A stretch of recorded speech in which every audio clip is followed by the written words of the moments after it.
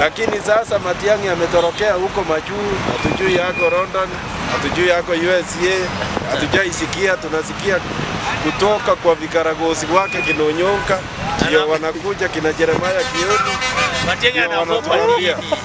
Kama Matiang'i ameogopa William Ruto, atupee Kioni ama Onyonka tusonge na yeye, kwa sababu hao ndio wanapiga kelele hapa na watuambii Matiang'i anakuja lini. Kuna ufumi ambao unaendelea kwamba Matiang'i anakuja tarehe 9.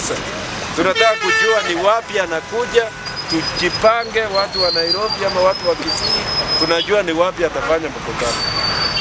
Hatutaki mtu muoga. Sisi tulikuwa tunaona kwamba Matiang'i yako na macho ya ukali na ni mtu ambaye alikuwa anasema kwamba yeye haogopi mtu yoyote. Kumbe ameogopa DCI. Huwezi kuja ukotuambia kwamba umetoroka huko, tunapiga bisi hapa, tunahangaishwa hapa na pale, tunaendelea kupigia mtu tepe mwenye hajaiongea. Njooni Kenya utekeleze presidency, halafu urudi uendelee na kazi. Tuachie.